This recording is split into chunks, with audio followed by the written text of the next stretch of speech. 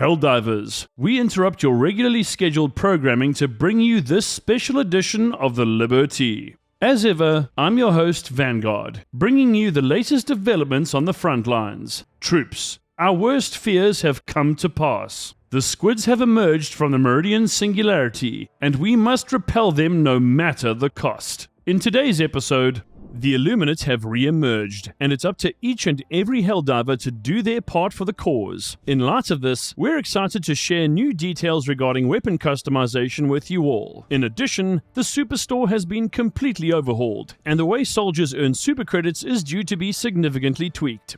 This is a special report from the SES News Network, Galactic Emergency Broadcast. Attention Helldivers, this is not a drill, it's not a simulation. It's a full-scale, frontline, all-hands-on-deck Code Magenta situation. The Illuminate have returned, and this time, they're not sending scouts or light shows, they're sending everything. At 1422 SEST, defense satellites monitoring the Meridian Singularity went silent. Moments later, coordinated attacks erupted across Widow's Harbor, confirming the unimaginable. A massive Illuminate fleet has emerged from the wormhole. Widow's Harbor is under siege. Pylon 5 and New Haven are next. Their final target is clear: Super Earth. A state of extratyrannical emergency has been declared. Victory parties have been immediately reclassified as rapid enlistment events. Cake has been replaced with ammo. Balloons with bullets. High Command has issued the following reality check. All 3 defense planets will fall. Super Earth will be attacked. Thus, our mission is not to prevent the inevitable. Our mission is to make the Illuminate regret ever peeking out of that wormhole. Orders to all Helldivers: deploy to the front, bleed them on Widow's Harbor, burn them on Pylon 5, and break them on New Haven. Every fallen Illuminate ship delays the assault on Super Earth, and buys our people just a little more time. We will fight them in orbit. We will fight them on the ice. We will fight them in the streets of our megacities if we must. And we will never stop fighting. For Super Earth, for democracy, for the survival of us all. Enlist, deploy, and destroy.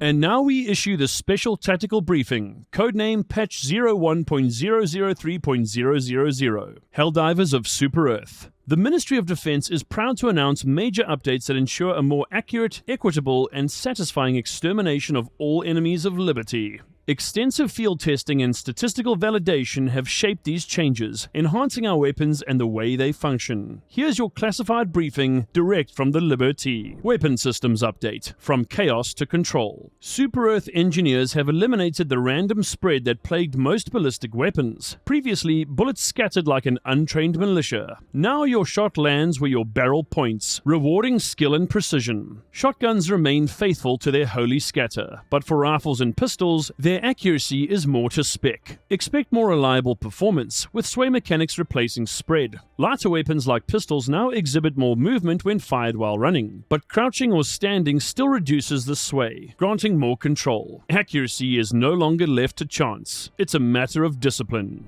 Ballistics and drag, physics reclaimed from the bugs. Small arms fire now respects proper ballistic drag laws. SMGs and pistols will lose velocity over range, making them less effective at long distances, but far more authentic in execution. In other words, you can no longer expect a pea shooter to hit a target at 200 meters. Reduced stamina cost for up-close purging. Swinging melee weapons now costs 50% less stamina, encouraging more frequent and effective close-range combat. You can still swing while exhausted, but running afterwards, not so heroic. Eruptor and Shrapnel rework. 360-degree glory. The Eruptor has undergone a glorious transformation. Shrapnel now explodes in a full 360-degree spread, meaning all targets in its radius take damage, not just those in a limited arc. Armor penetration has been slightly nerfed at glancing angles, so no more miracle ricochets through heavy plating. Other explosives, like autocannons and frag grenades, have been adjusted accordingly to reflect this new omnidirectional damage. Flamethrowers reforged.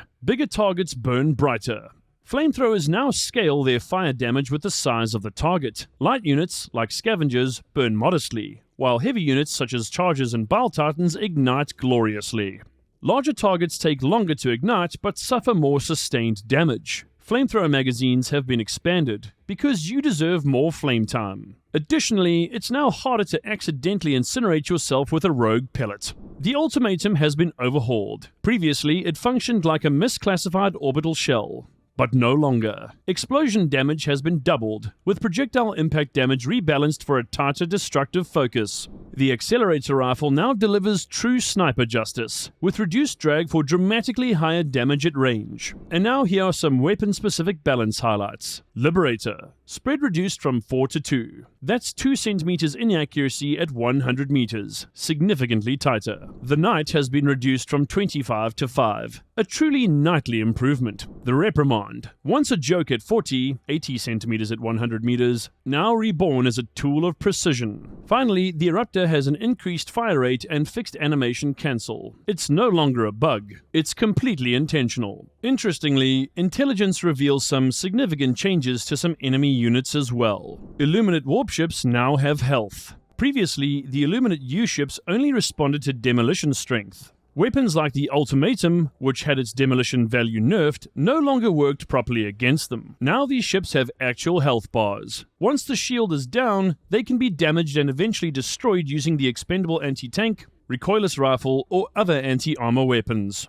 Functionally, they now behave like the flying variants that enter maps during Illuminate missions. Automaton unit and structure changes. Sniper turret, bunker turret on command posts. Spread increased from 20 to 50. It's still deadly, but now a lot less precise. In other words, it's no longer able to pick you off from across the map with perfect accuracy. Automaton gunships. Armor has been normalized. Previously, the body had armor 4 and thrusters had armor 3. Now, both are armor 3.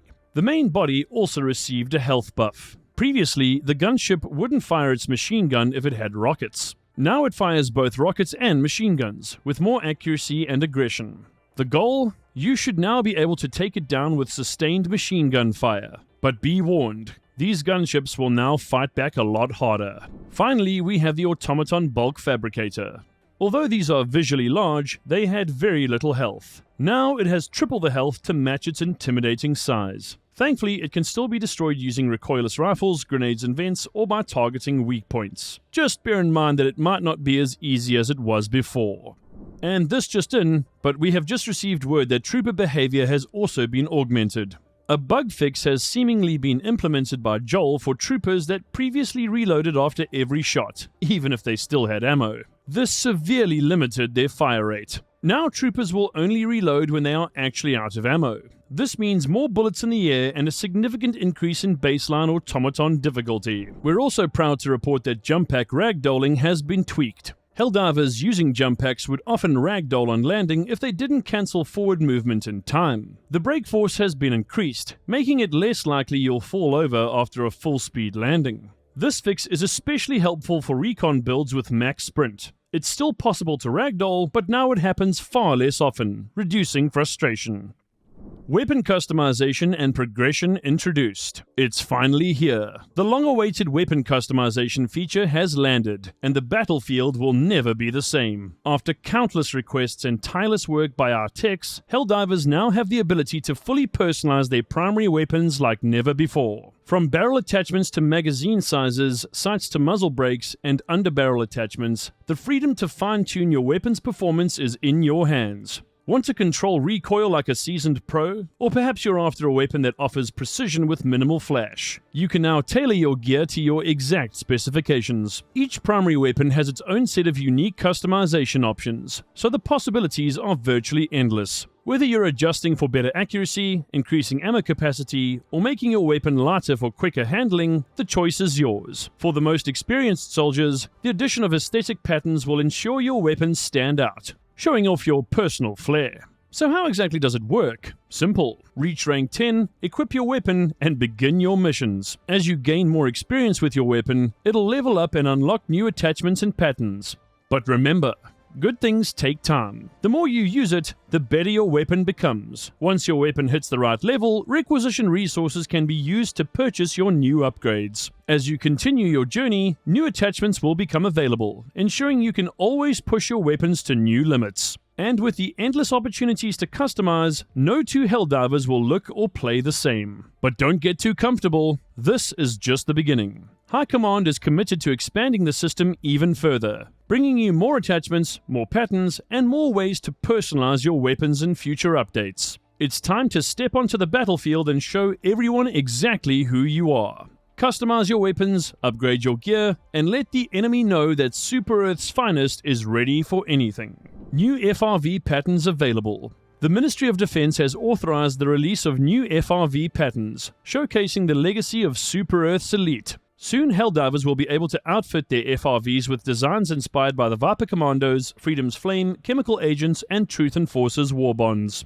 These patterns will be unlocked on May 15th, coinciding with the arrival of the Masters of Ceremony Warbond. Prepare to take the battlefield with a fresh look that reflects the strength and valor of our forces. Superstore Enhancements introduced. In response to overwhelming demand from our brave Helldivers, High Command is pleased to announce a permanent upgrade to the Superstore. No longer will you have to wait for rotating inventory. Every item will now be available at all times. This quality of life improvement ensures you can always access the gear you need when you need it. Gear up, dive in, and keep the fight for Super Earth strong.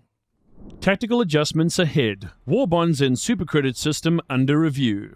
The ongoing mission to perfect operational protocols continues with the Helldivers initiative. Recent communications have revealed that the methods by which supercredits, or SC, are acquired will be undergoing a revision, with higher efficiency and tactical balance in mind. The decision makers are carefully assessing the current system, promising adjustments that will make the process more fluid and less reliant on excessive repetition. This strategic recalibration aims to ensure that SC acquisition remains both effective and rewarding for all involved. In line with these changes, the Warbond system is also under ongoing review. Alterations to Warbond pricing or content are being considered, with flexibility to enhance their value in response to tactical needs. The idea is not just to improve accessibility, but also to ensure that the broader strategy reflects the evolving demands of Helldivers and their ever-changing operations. No final decisions have been confirmed, but the initiative is in the works, keeping an open line with operatives as new updates take shape. While the specifics of these revisions remain classified for the moment, it's clear that a series of adjustments will be implemented to refine the processes of SC acquisition and Warbond management. Expect more updates as the ongoing reviews progress. And so ends the special edition of the Liberty. Helldivers, in the face of such adversity, can we ever hope to win? Can we prevail? Or are we doomed to lose everything we hold dear? Be sure to weigh in down in the comments section. In the meantime, check out our other content and catch up with the latest on Future Salute and Indie Salute. Until next time, Helldivers, for Super Earth and democracy.